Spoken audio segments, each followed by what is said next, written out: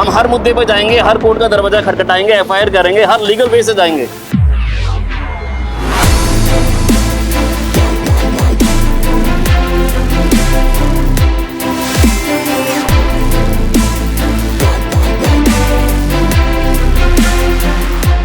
मदान साहब से आपके माध्यम से कहना चाहता हूँ कि जो इनकी वाजिब मांग है उसके हिसाब से आप काम करिए, नहीं तो आपको आपके प्लॉट मतलब फ्लैट कोई खरीदने वाला नहीं मिलेगा। दरअसल एक चीज जो मैं कहना चाहूंगा कि आप जो याद रखें वो है TLC। कोई यहाँ बैठा बता सकता है what is the meaning of TLC? TLC का मतलब है tender love affection and care to your customer. अगर आप TLC पे ध्यान देंगे तो मेरा मतलब है कि आप कस्टमर को जीत लेंगे और वही भगवान है। Oh my God!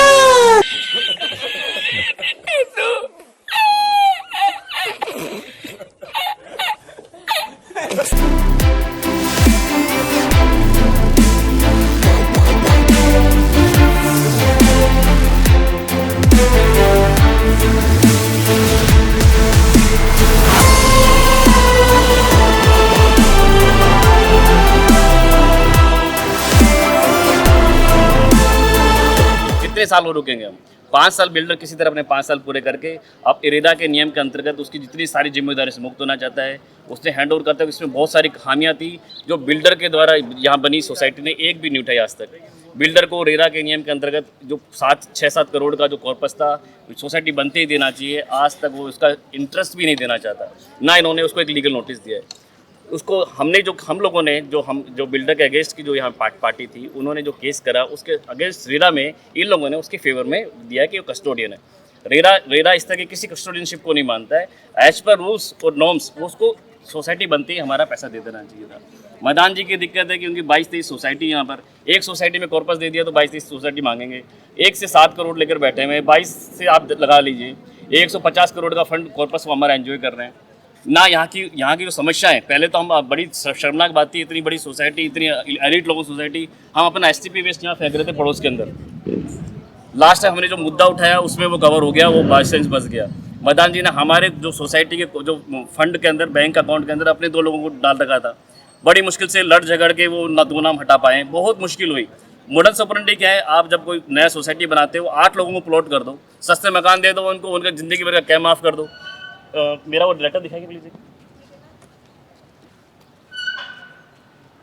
मदान साहब ने मकान बेचते हुए कई लोगों के कैम माफ़ कर दिए, उसका उनको कोई अधिकार नहीं था। वो आप मकान बेच दिया, आपका अधिकार खत्म हो गया मकान के ऊपर। अब सोसाइटी का अधिकार है किसी का कैम ले या नहीं ले। ये देखिए कैम माफ़ कर रहे हैं, कार बेचने के बाद कार का इंश्योरेंस माफ़ कर रहे हैं।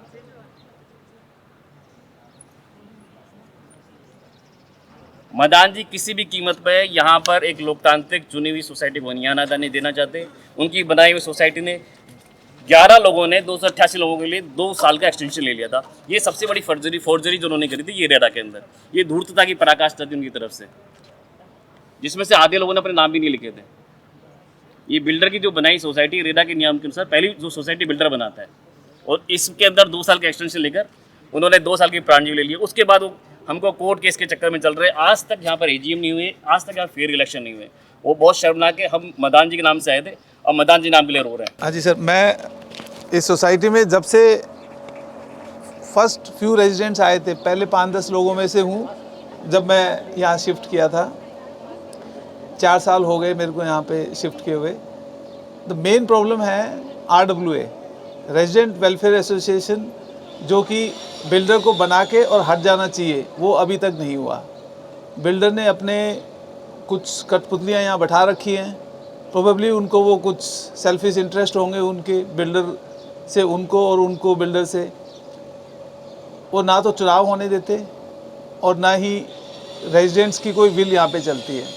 सिर्फ़ और सिर्फ जो बिल्डर चाहता है वो करते हैं, ना चुनाव होने दे रहे हैं। तो RWA is actually not RWA, it is BWA, builder welfare association, and not RWA। क्योंकि समस्याएं सब लिखी हुई हैं और कहा जा चुका है। अभी रितेश जी ने जो फरमाया बिल्कुल सही फरमाया। मैं आपको थोड़ी सी जानकारी दे दूं, 31 तारीख को सोसाइटी के ऑफिस में गौरी शंकर जी गुप्ता, हाँ नाम बोल रहा हूँ, मुझे डर किस बात का है, जी हाँ, गौरी शंकर जी गुप्ता, मित्तल साहब, ओपी गुप्ता जी, डॉक्टर रामस्वरूप जी सैनी, मैं और विष्णु जी तोतला हम बैठे थे और हमने ये एग्रीड हुआ कि चाहे एक्सिस बैंक में पैसा जमा कराया हो या चाहे IDBI में, हम दोनों का कंसोलिडेटेड स्टेटमेंट बना लेते हैं। यदि पूरा दिया है तो वो इलेक्शन के लिए एलिजिबल है, वोटिंग राइट्स के लिए, नहीं है तो उसका 15 दिन का टाइम देंगे। मैंने कहा इट्स ओके। फिर हमने उन्हें बड़ी विनम्रतापूर्वक आग्रह किया कि आप, लेकिन बीच में जो एक इलेक्ट्रिसिटी मीटर से मेंटेनेंस डिडक्ट करने का ये शोशा मत छोड़े, इससे माहौल ख़राब होगा। हम जब सद्भावनापूर्वक ये बात कर रहे हैं तो फिर ये नहीं करिए। उन्होंने कहा विचार करेंगे। मैंने कहा नहीं, बिल्कुल नहीं चलेगा। फिर दूसरे दिन 31 तारीख को गौरी शंकर जी के घर पर हरलाल का जी, ओपी गुप्ता जी, डॉक्टर सैनी और गौरी शंकर जी गुप्ता उनकी तरफ से थे, मैं, मित्तल साहब और विष्णु जी तोतला फिर गए और फिर उनसे हाथ जोड़ के निवेदन किया कि ऐसा नहीं करिए आप। उन्होंने हमें A ब्लॉक की लिस्ट दी कि ये IDBI में जमा है, हमारे पास एक्सिस बैंक की है। हमने वो कंसोलिडेटेड स्टेटमेंट तैयार कर लिया। थोड़ा बहुत 5-7 हज़ार बकाया हो, किसी के ज़्यादा नहीं है। अब वो उन्होंने प्रॉमिस किया था 3 दिन में सारी लिस्टें दे देंगे, उन्होंने 1 ब्लॉक की आज तक नहीं दी है। फिर हमने घर पे जाके हमें कहना पड़ा कि अब आपसे बहुत होगी शांति प्रिय तरीके से बात, अब हम आपके खिलाफ FIR कराएंगे। बिल्कुल घर पे जा कर के कह के आए उनके। और फिर उसके बाद 2 घंटे बाद नीचे गौरी शंकर जी आए थे और उसके बाद जो हुआ वो सबको विदित है। मेरा आपसे यही कहना है कि बस एक आग्रह है कि जब आज जैसे बहुत अच्छी संख्या में हम उपस्थित हैं, जब भी कोई कॉल आए एक दूसरे को इन्फॉर्म करें और रिस्पॉन्स दें। आप नीचे आएँ, जहाँ भी बुलाया जाए तो तभी प्रेशर बन पाएगा। कई बार हम उदासीन हो जाते हैं। और मेरी आवाज़ जहाँ तक पहुँच रही है उन साथियों को भी कन्विंस करने की कोशिश करें जो मौन होकर समर्थन दे रहे हैं उनको। ये सबसे बड़ा अपराध है। तो बस मैं तो विश्राम दूंगा अपनी वाणी को ये कहकर कि हो गई है पीर, हो गई है पीर, पर्वत सी पिघलनी चाहिए, इस हिमालय से कोई गंगा निकलनी चाहिए। और ये हंगामा नहीं कर रहे, मजाक नहीं हो रहा है। सिर्फ हंगामा खड़ा करना मेरा मकसद नहीं, मेरी कोशिश है कि ये सूरत बदलनी चाहिए। और तेरे सीने में नहीं तो मेरे सीने में सही, मेरे सीने में नहीं तो तेरे सीने में सही, हो कहीं भी आग लेकिन आग जलनी चाहिए, आग जलनी चाहिए। और मैं आपको एक जानकारी दे दूं एस्ट्रो फंड के बारे में। इन्हें शर्म आनी चाहिए। एस्ट्रो फंड का जब हमने केस किया रेरा में,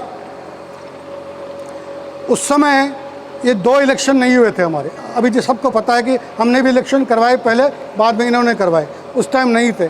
उस समय हमने मेरवा के नाम से किया। मेरवा का कोई बैंक खाता नहीं है।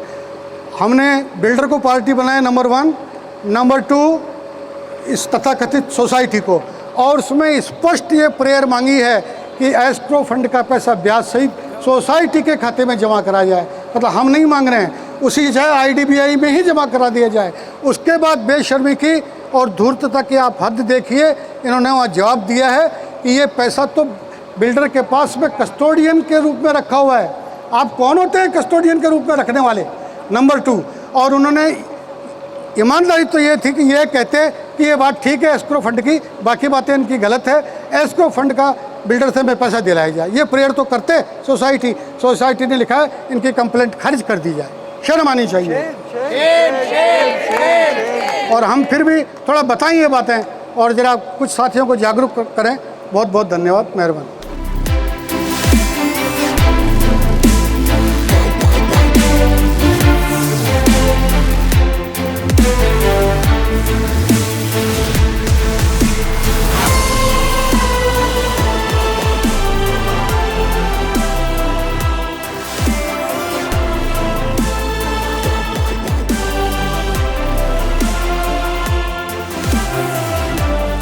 इन बेशर्मों को ये सोचना चाहिए कि कैम डिफॉल्टर कहने के बजाय तुम खुद बिल्डर के नाजायज फ़ायदा कराने वाले व्यक्ति हो।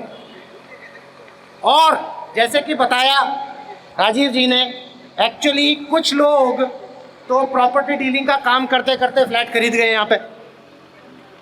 कुछ लोग बिल्डर को माल सप्लाई सैनिटरी है, या कुछ लोगों की जगुआर की एजेंसी ले रखी है, जो आपने जगुआर या बड़े प्रीमियम ब्रांड का जो सामान लगाया हुआ है, उनका सामान बेचते बेचते यहाँ पे बिल्डर का फेवर कर रहे हैं। कुछ लोग प्लाई, सेंचुरी प्लाई का बिजनेस करते करते बिल्डर का फेवर कर रहे हैं।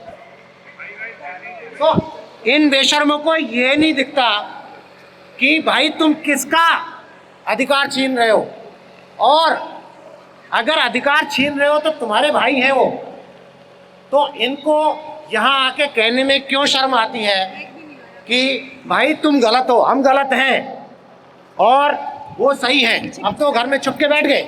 इसकी कोई शिकायत नहीं है कि अब तक तुमने क्या कर लिया। शिकायत इस बात की है कि आपके रेजिडेंट्स का अधिकार छीन के और उनको यातनाएं दे के कि तुम गलत हो। ठीक है, हमारे जो रेजिडेंट्स ने जो रेरा में केस किया है वो किसके खिलाफ किया? बिल्डर के खिलाफ, और जो मर्व्स के और मरवा के उस टाइम पे सदस्य थे उनके खिलाफ। और इन बेशर्मों ने वहाँ पर हमारे जो मर्व्स के जो एस्क्रो का पैसा मांग रहे हैं, जो कि हमारे सबका पैसा है, उसके खिलाफ भी इन्होंने स्टेटमेंट दिया है कोर्ट में। यहाँ पे जो रेजिडेंट्स बैठे हुए हैं सब ये प्रण करें कि कैम का जो इलेक्ट्रिसिटी का प्रीपेड मीटर है उसको मेंटेनेंस चार्ज से लिंक नहीं होने देंगे, भले ही हमें कोई भी कदम उठाना पड़े। तो दोस्तों, ये देखा आपने महिमा एलांजा के रेजिडेंट्स की लड़ाई का पार्ट 2, जहाँ पे वे बिल्डर और उसके गुर्गों के खिलाफ अपने हक की लड़ाई लड़ रहे हैं। हमारी लड़ाई जारी रहेगी। अगले एपिसोड का वेट करिए। धन्यवाद।